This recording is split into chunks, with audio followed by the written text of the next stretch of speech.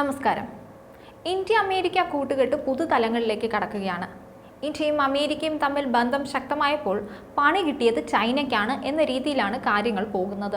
ജോ ബൈഡന്റെയും പ്രധാനമന്ത്രി നരേന്ദ്രമോദിയുടെയും കൂടിക്കാഴ്ചയെ തുടർന്ന് ചൈനീസ് സോഫ്റ്റ്വെയറുകളും ഹാർഡ്വെയറുകളും ഉപയോഗിക്കുന്ന കാറുകളുടെ വിൽപ്പന നിരോധിക്കാനുള്ള നീക്കത്തിലാണ് അമേരിക്ക. അതായത് അമേരിക്കയുടെ ആഭ്യന്തര സുരക്ഷിതത്വം വർദ്ധിപ്പിക്കുവാൻ വേണ്ടി ചൈനീസ് സോഫ്റ്റ്വെയറുകളും ഹാർഡ്വെയറുകളും ഘടിപ്പിച്ച കാറുകൾ അമേരിക്ക വിൽക്കുന്നത് നിരോധിക്കാൻ പോകുന്നുവെന്ന്. ഇന്ത്യയുമായുള്ള ചർച്ചകൾ നടന്നതിൻ്റെ തൊട്ടടുത്ത ദിവസമാണ് ഇങ്ങനെയൊരു തീരുമാനം അമേരിക്കൻ വ്യവസായ വകുപ്പിന്റെ ഭാഗത്തു നിന്നും ഉണ്ടായത്. നേരത്തെ തന്നെ ചില രാജ്യങ്ങളുടെ തിരഞ്ഞെടുപ്പിൽ ചൈന ഇടപെടാൻ ശ്രമിക്കുന്നു എന്ന വാർത്ത വന്നിരുന്നു. അതായത് ഇന്ത്യ, അമേരിക്ക, കാനഡ എന്നീ രാജ്യങ്ങളുടെ തിരഞ്ഞെടുപ്പിൽ ചൈന ഇടപെടാൻ ശ്രമിക്കുന്നു എന്ന വാർത്തകൾ നേരത്തെ വന്നിരുന്നു. ഇതിനെതിരെ ലോകരാജ്യങ്ങളെല്ലാം ശക്തമായി പ്രതികരിച്ചു. പല രാജ്യങ്ങളിലും ചൈന ചാരപ്പണി നടത്തുന്നുവെന്ന ആരോപണം ശക്തമാണ്.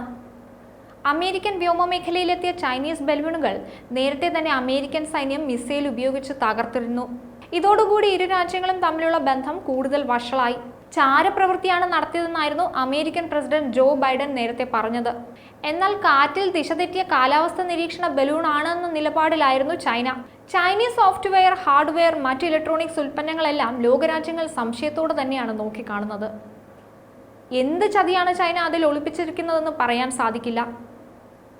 ഏറെക്കാലമായി ചൈനയുടെ ഉൽപ്പന്നങ്ങളുടെ ഗുണനിലവാരത്തെക്കുറിച്ചുള്ള ചോദ്യം ഉയരുന്നുണ്ട്. ആഗോള വിപണിയിലെ ചൈനീസ് ആധിപത്യത്തിന് അന്ത്യമാവുന്നു. മൂന്നാം ലോക രാജ്യത്ത് രണ്ടാം കിട ഉൽപ്പന്നങ്ങൾ വിറ്റ് വിപണി കീഴടക്കിയ ചൈനയ്ക്ക് യൂറോപ്പിൽ നിന്നും വൻ തിരിച്ചടി തന്നെയാണ് നേരിട്ടുകൊണ്ടിരിക്കുന്നത്. കൃത്യമായ ഗുണനിലവാരവും മാനദണ്ഡങ്ങളുമുള്ള യൂറോപ്യൻ മാർക്കറ്റിൽ നിന്ന് ചൈനീസ് ഉൽപ്പന്നങ്ങൾ പുറന്തള്ളിക്കൊണ്ടിരിക്കുന്നു. അമേരിക്ക ഇപ്പോൾ ചൈനയെ അതിൻ്റെ മുഖ്യ എതിരാളിയായാണ് കാണുന്നത്. ചൈനയെ ആശ്രയിക്കുന്നത് കുറയ്ക്കാനാണ് പരമാവധി അമേരിക്ക ശ്രമിക്കുന്നത്. അതുപോലെ തന്നെ ഏറ്റവും പുതിയ പാശ്ചാത്യ സാങ്കേതിക വിദ്യകൾ ഉപയോഗിച്ച് ചൈനയുടെ സാങ്കേതിക പുരോഗതിയെ മറികടക്കാനും ശ്രമം നടക്കുന്നുണ്ട്. ചൈനയുടെ വിപണി മന്ദഗതിയിലാക്കുന്നതിനായുള്ള നിർണായക മേഖലകളിൽ അമേരിക്ക സ്വന്തം വ്യാവസായിക നയങ്ങൾ മെനയുകയാണെന്ന റിപ്പോർട്ടും പുറത്തു വന്നിട്ടുണ്ട്. കൂടാതെ യൂറോപ്പിലും ഇത് പിന്തുടരാൻ അമേരിക്ക സമ്മർദ്ദം ചെലുത്തുന്നുണ്ട്.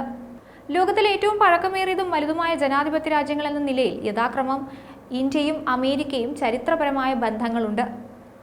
ഇന്ത്യ ഏറ്റവും കൂടുതൽ ആയുധങ്ങൾ കയറ്റുമതി ചെയ്യുന്നത് അമേരിക്കയിലാണ്. അതായത് ഇന്ത്യയുടെ ആകെ പ്രതിരോധ കയറ്റുമതിയുടെ 50% അമേരിക്കയിലേക്കാണ് പോകുന്നത്. അമേരിക്കൻ പ്രതിരോധ കമ്പനികൾ വിദേശ രാജ്യങ്ങളിലേക്ക് കരാറുകൾ നൽകുമ്പോൾ അതിൽ ഇന്ത്യൻ കമ്പനികൾ നേടുന്നതും ഈ മുന്നേറ്റത്തെ സഹായിച്ചിട്ടുണ്ട്. UN രക്ഷാസമിതിയിൽ ഇന്ത്യക്ക് സ്ഥിരാംഗത്വം നൽകണമെന്നതിൽ അമേരിക്കയും പിന്തുണച്ചിരുന്നു.